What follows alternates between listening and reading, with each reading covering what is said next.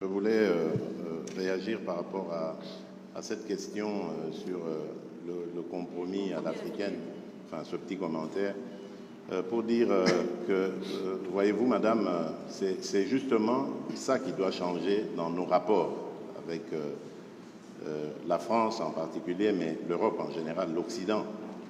Votre façon de voir les choses lorsqu'elles se passent en Afrique. Quand il y a des irrégularités aux élections américaines, on ne parle pas de compromis à l'américaine. Lorsqu'en France, il y a plusieurs années maintenant, lors des années Chirac, il y a eu un scandale sur des électeurs décédés qu'on a fait voter, on ne parlait pas de compromis à la française. Je crois qu'il doit y avoir du respect dans la considération que nous avons les uns envers les autres. Nous n'avons aucunement l'intention de galvauder l'opinion de nos électeurs. Le processus électoral est entamé. Nous avons tiré suffisamment la sonnette d'alarme pour dire que s'il y a risque de dérapage, ce n'est pas à cause des autorités du pays ni des responsables de la CENI, c'est simplement dû au fait que nous sommes un pays agressé par le Rwanda, l'agression à laquelle d'ailleurs a fait suite un déplacement massif de population, d'électeurs qui pouvaient être en ce moment en train d'être enrôlés, mais qui malheureusement ne peuvent pas à cause du fait qu'ils sont loin de leur base. Je pense que le président Macron a une réaction. Malgré les vivas, si le président Tshisekedi m'y autorise, je voudrais apporter un commentaire au commentaire. Je m'explique. D'abord, je pense que c'est très bien parce qu'on lève beaucoup de malentendus à travers ce jeu de ping-pong. D'abord, je veux que vous sachiez que quand il y a des problèmes électoraux aux États-Unis d'Amérique ou en France, la presse française en parle. Elle les dénonce, elle l'explique, elle s'en saisit et elle en parle de manière aussi intraitable qu'elle le fait quand elle parle de vous. Donc il n'y a pas de double standard. Ce qui serait inquiétant, c'est si la presse française n'en parlait pas pour vous, mais elle en parle aussi pour nous. Mais pas de compromis. Non, mais elle parle de tout, elle parle de malversation quand il y en a. Elle parle beaucoup plus, elle va beaucoup plus loin, il n'y a pas de sujet. Elle essaie de dire la vérité, c'est le travail d'une presse indépendante. Et donc, il ne faut pas être choqué que la presse, quand elle a écho, quand elle entend des oppositions qui disent qu'il y a des problèmes, vous pose la question. Ce serait un double standard si elle disait « on est en Afrique, donc on ne pose même pas la question, ce n'est pas un sujet ». Non, elle pose la question, mais elle le fait aussi chez nous. Chez nous.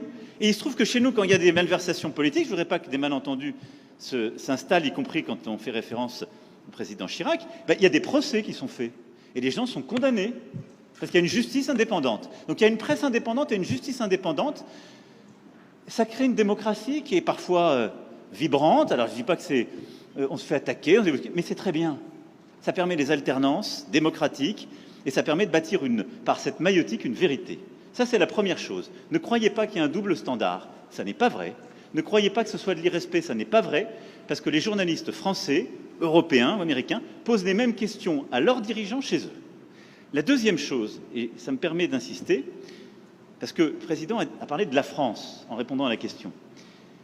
Quand un ou une journaliste française pose une question, ça n'est pas le gouvernement de la France. Et c'est bien comme ça. Mais il ne faut pas tout confondre. Non, parce que non, mais c'est pas une position de la France. Je faisais allusion. Parce qu'il n'y a pas de, il y en a eu. Je faisais allusion au propos de Le Drian. Lui, il est officiel français. Oui, mais le compromis à l'africaine, c'est Le Drian, c'est pas la journaliste. C'est exact, mais ce compromis.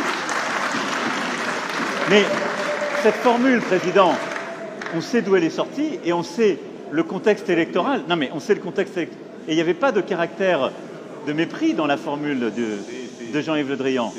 À Nairobi, d'ailleurs, grâce à toi, on a pu s'expliquer avec lui.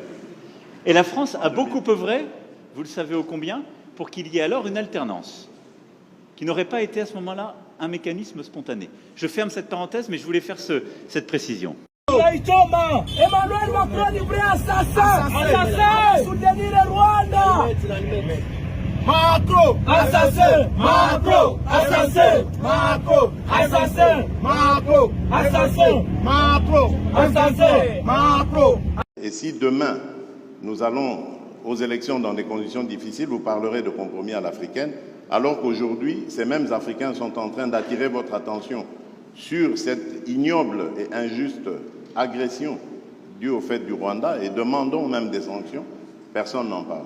Voilà ce que je voulais apporter comme précision pour dire ça aussi, ça doit changer dans la manière de coopérer avec la France et l'Europe.